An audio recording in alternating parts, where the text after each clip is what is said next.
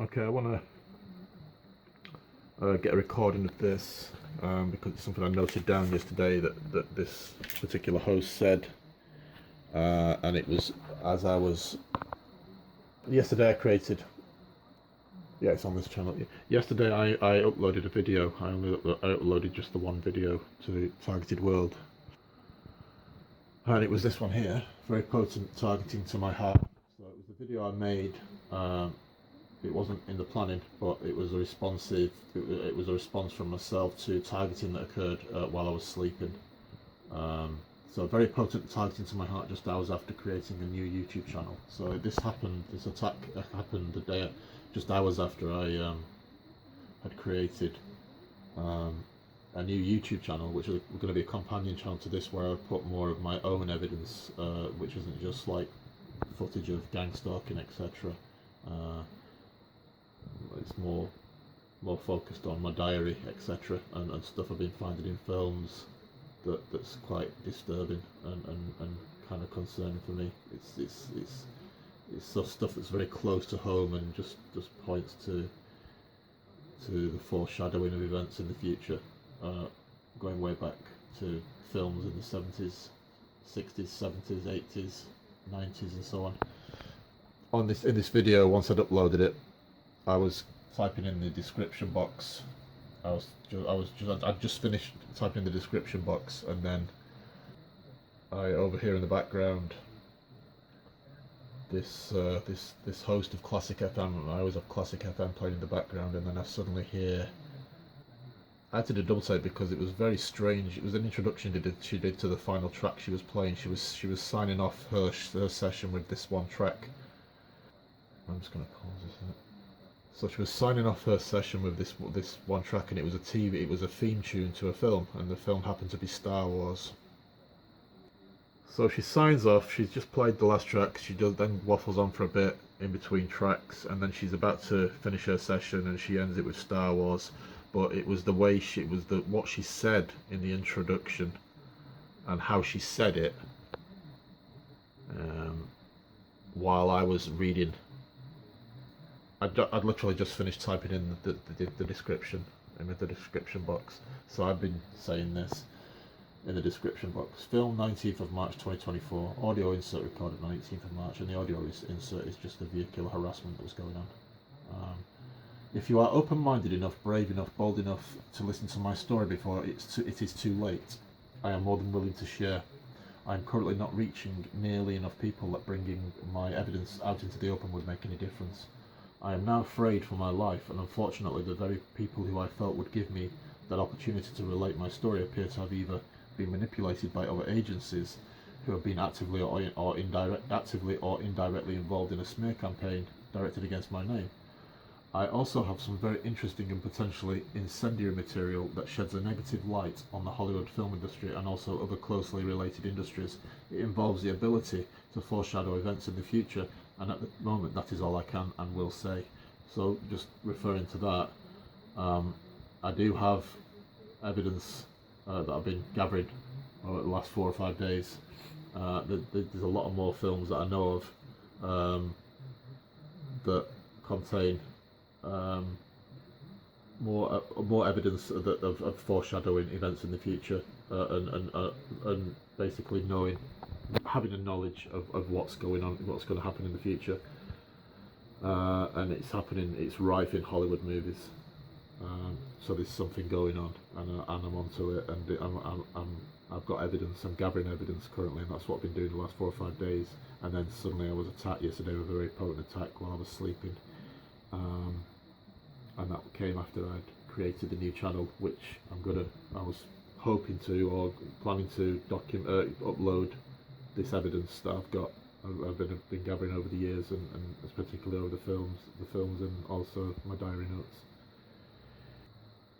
But because of copyright infringement and copyright issues, it's kind of like a grey area, and at the moment I'm unsure as to how to proceed with that. It might involve me just uploading videos where I'm giving mention or reading out bits of the script. I'm not even sure if that's allowed on YouTube. and whether that infringes copyright. So I have to look a bit deeper into that just to find out a bit more about copywriting. I mean, there's nothing to say that they'll allow certain people to get away with it. And if I'm talking about exposing Hollywood and Hollywood movies, then certainly they're not going to be too forthcoming in allowing me, giving me permission to use their footage, are they now? There's nothing to say that they might allow some people to get away with copyright infringement, whereas others they can be more selective, and if they don't want a person or any particular individual to use their material for whatever reason, and in my case it would be because I'm going to be shown it in a negative light and exposing something that's been going on in the Hollywood film industry and movies over the decades, probably since the start of the industry, to be honest with you. From what I'm seeing, then they can be selective. It's all down to them, isn't it? At the end of the day, it seems to me that a lot of people seem to get away with it, whereas some people you hear a lot of people say, no, well, I've got a strike for using that, and then seconds later you click on another video and there's like tons of passages used in their video, and you're thinking, well, how the hell is that not copyright infringement? So yeah, it's a grey area, too grey an area for me at the moment to start uploading passages of films, etc. So I might have to just mention and point out where in the film they actually, in the structure of the film, they appear, and that could be quite a lengthy process because there's a high volume of it. But I'll do that. So giving me that opportunity may save my life. In return, I will hopefully enlighten with the evidence that is in my possession. The same agency that murdered my cousin has now turned its focus toward me. If I'm unable to get a fair platform to share what I have, I fear that they are going to end my life prematurely with the heart attack weapon. They interfered with and destroyed my life. I ask pleadingly that someone allow me the opportunity that I have never before been afforded to share. That I've never been afforded to share. This content may contain occasional swearing. That's not relevant to this. And I was reading through that. I'd literally just finished typing it, that last paragraph, and then Platoon started playing in the background. So that's another one of the tracks they use is Platoon, because it's very depressing. It's a very depressing theme, and I've come across it so many. I've documented many videos where they've suddenly played this track when I'm focusing on negative stuff. So then what they do, they then play these tracks. They've got a repertoire of tracks that they seem to use. It's like in their armory, they use these tracks. There's like maybe 10 tracks that they use, and most of them are theme tunes to films. So it's very unusual that if I look at a playlist yesterday, before I actually play this passage on yesterday's show that she was presenting, I'll have to find a playlist. At the tail end of a show, she plays 2 out of 3 movie tracks, which is very unusual because there's no theme, there's no movie theme to her show. There are shows where there are the movie hour, but she's not presenting it. I'm not getting the right.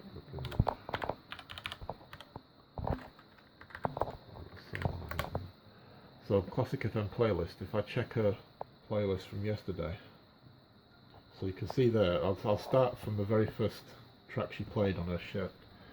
So she plays Fantasia on green sleeves, typical classic pieces, guitar concerto, Symphony No. 41 in C major, Ave Maria, Symphony No. 4, Passe Mia, whatever, The Godfather, that's the first theme tune, Hallberg Suite Opus, Un Sospiro, Symphony No. 3, Prelude. See, they're all typical classical pieces. There's nothing there that, and then suddenly at 3:40 p.m. as I've just literally finished typing that description, this host plays Adagio for Strings by Samuel Barber, one of the most depressing theme tunes. And if you make the connection with Platoon, you can relate the imagery to the movie.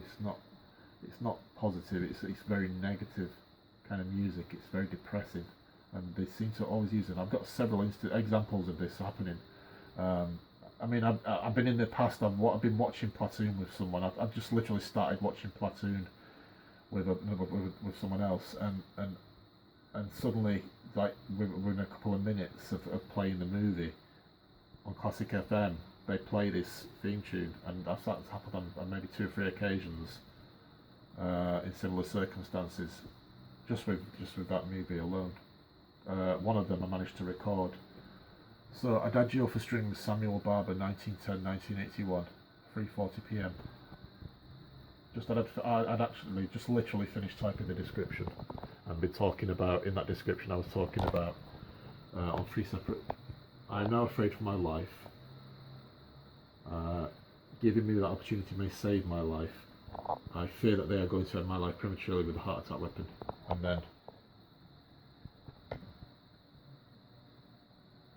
then suddenly that starts playing, Adagio for Strings.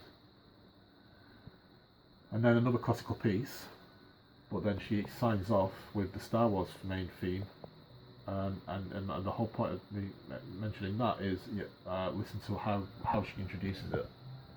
So bear in mind, I've just typed up all that description. I've just given the examples about now afraid for my life, opportunities may save my life, and also interfere will destroy my life, blah blah, and never before. They are going to end my. I fear they are going to end my life prematurely with a heart attack weapon. So I've just literally typed that in the description box, and now she's signing off close at the end of her shift with this track, Star Wars. So once I've played this, I'll then explain a bit further what I'm trying to get at here.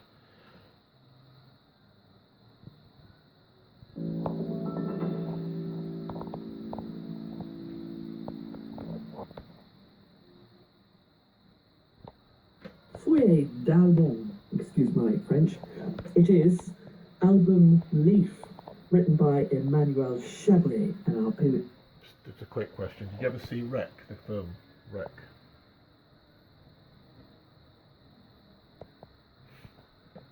Just asking. This was Alexandre Talleyrand, and before it, the Barber Adagio, the Royal Scottish National Orchestra with the American conductor Marin Alsop. 10 to 4 on Classic FM. So I promise you all sorts earlier this afternoon. Shepherds, I've delivered. But Rec as in R-E-C, and then a kind of like a recording symbol. It's like it's a Spanish movie. I'm just curious if anyone's ever seen Rec. Just curious if anyone's seen it. But Cinderella and a Fairy Tale, I've delivered. There's one thing left. You know what's coming, right? Okay, so listen to that again. Listen to how she says it, and listen to that to what she says. Listen to what she says, and listen to how she says it. And bear in mind, I've just typed all this out. And bear in mind also the video uploads of videos that I've uploaded concerning Classic FM, and all the ones that I've not yet uploaded concerning Classic FM that have yet to be uploaded. So I've just wrote those 3 things about my life, about fearing that they're going to end my life soon with a heart attack weapon. But let's focus on that one. I fear that they are going to end my life prematurely with a heart attack weapon. That's the last one I wrote of the 3. And then this is close to her ending a shift. She's not far off playing the Star Wars theme, and then she's playing platoon at this stage. Then she plays the classical track, the normal classical piece, which is that, and then just like 5-10 minutes later. So that would have started, 11 minutes later, just 10 minutes later or so, after I finished typing that, but I'm still reading through it and editing it and checking for grammatical errors, and just going over it, just seeing if it looks right. I'm doing that at the point where she's announcing this track, and I say to myself, did she really say that? Had she said it about any other track, fair enough. But it's the fact that she's saying about this particular track, and bearing in mind that I'm saying, I've just typed that, and I'm in my description box to this video, why I fear that they are going to end my life prematurely with a heart attack weapon. So now I'm going to play that. Just have a listen to this. Cinderella and a Fairy Tale, I've delivered. There's one thing left. You know what's coming, right? Why would anyone know what's coming? That's the first question I have right now. Why would anyone know what's coming? She's saying to the audience, you know what's coming, right? Why the hell would anyone know what's coming? Just one thing. So I'll play it again. Cinderella and a fairy tale I've delivered. There's one thing left. You know what's coming, right? Alright, so at the start there you've got the Star Wars track playing, the theme to Star Wars. So now, may the Force be with you. Now this is what I'm trying to explain here. Star Wars, may the Force be with you. This is how they do this. This is how they operate. Classic FM. They're a very evil station, very sinister. There's something very sinister about this station, and I've got evidence of that. And if anyone wants to see it, all the evidence I've got collectively, by all means, I'll show it to you. I probably can't put a lot of it on, upload a lot of it because of the content and the fact that the copyright might be copyright infringement. But if anyone wants to view that information collectively, I'm more than willing to show them it. That I've gathered over the years, and the bizarre synchronicities that seems to keep on cropping up when with this station, in relation to what I'm actually doing at the time when they play the music. So I'll play that again. Shepherds, I've delivered. Cinderella and a fairy tale I've delivered. There's one thing left. You know what's coming, right? I just can't get over that. You know what's coming, right? It doesn't make any sense. You know what's coming, right? I mean, even if it was May the 3rd, it would make more sense. If it was May the 3rd, because Star Wars Day is May the 4th, may the 4th be with you. And getting back to that, I mean, I've already mentioned that I came up with that saying. I came up with the tagline, and that was stolen from me through surveillance, and wasn't used until 2015. And the question that I actually posed was, why was someone not creative? All the creative geniuses who were involved in this movie, were involved with the movie, and the marketing side of things, how the hell would someone not come up with that tagline from the start? 1977 we're talking about, and it wasn't until 2015, 38 years later, that the tagline was used for their promotional kind of like Star Wars Day. It became Star Wars Day in 2015, and yet I wrote that tagline down on a piece of paper in the early 2000s, if not before that. I've got that on that same sheet of paper somewhere in my storage. It's still here with me. I've still got it, and I'm going to fish it out and find it, and I'm going to put it on. I'm going to take footage of it and show that I actually did write that down on a piece of paper, and it was stolen from me. It wasn't the only idea that was stolen from me, because I've come across several others from certain corporations based in the UK, broadcasting corporations.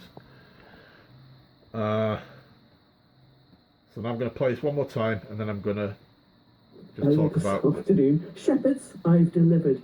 Cinderella and a fairy tale I've delivered. There's one thing left. You know what's coming, right? Alright, so apparently we know what's coming, right? In May the 3rd, that might make sense. Start of May, it might make sense. You can make the connection. Oh yeah, it's Star Wars Day. Yeah, Star Wars Day is coming up close. But it's where are we at? We're just in the 20th of March. We've still got April to get through yet, and then, you know, we've got like 10 days remaining in March, 11 days remaining in March, and then we've got April. So we know what's coming, right? So may the Force be with you. Now we're playing Star Wars. She's playing Star Wars. May the Force be with you. Now we can get to May the 4th be with you quite easily from that. May the 4th be with you. My cousin was killed May the 4th, 2023. He was in hospital care. He'd just been taken ill into hospital care. He was in hospital, and May the 4th, like I say, I maintain that he was killed and murdered. And I've not made any secret of that fact. That I believe that.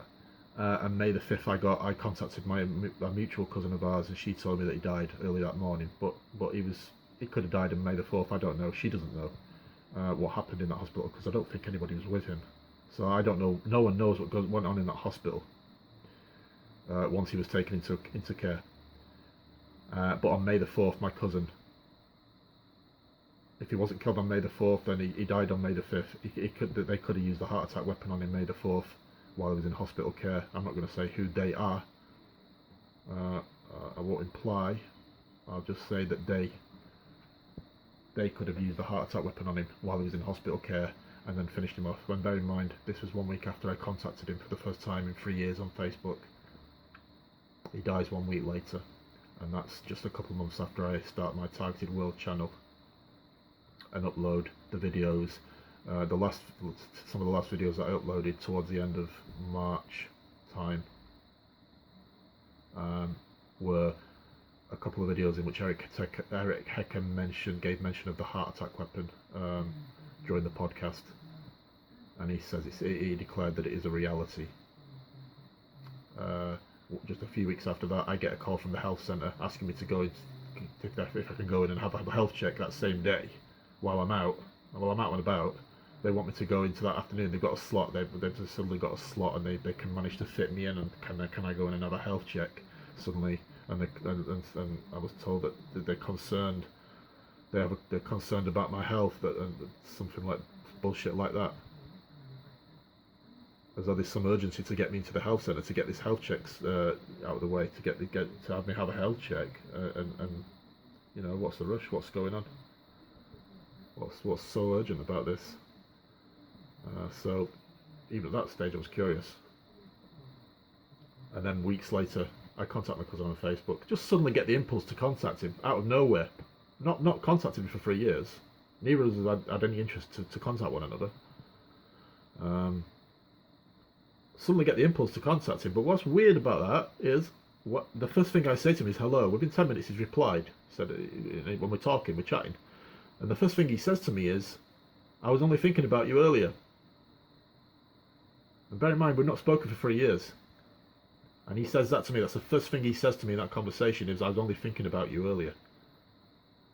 Now, if you understand what I'm getting at there, then it might make a bit more sense about what I'm trying to hint at.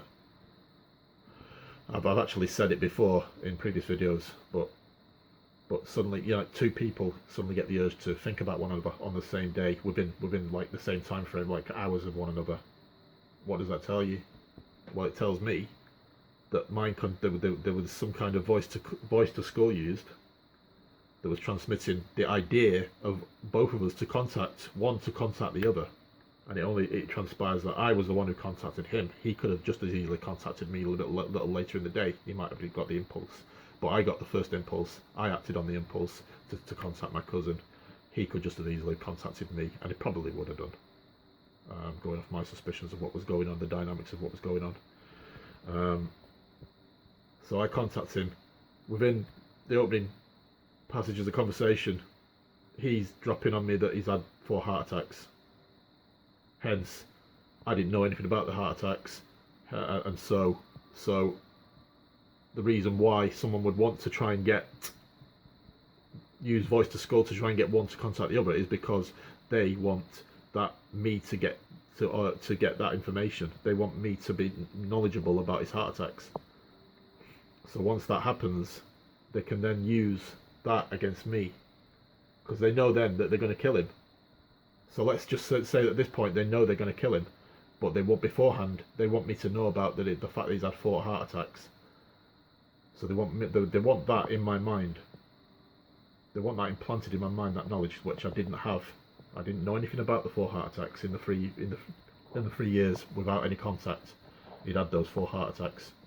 Last time I spoke to him 3 years earlier, he was fine, nothing, no problems. And then, very similar to my own life, he ended up homeless and in a bad situation, and suddenly it seems to me they seized the opportunity and they used that as an excuse. They felt that was a good excuse, and they could surreptitiously attack him with this weapon and make it look like heart attacks, a string of heart attacks, and then ultimately kill him off with the final one, where he was taken into hospital just 1 week after I contacted him on Facebook. And ever since he died, they've turned their focus on me, and that's no exaggeration. I was fine before I started the channel. I was fine, pretty much fine before I started speaking to Kerry. And then suddenly, for the rest of the year, and ever since, even in 3 years and 3 months into this year, the target has been incessant and at times been potent, resembling heart attacks in some instances.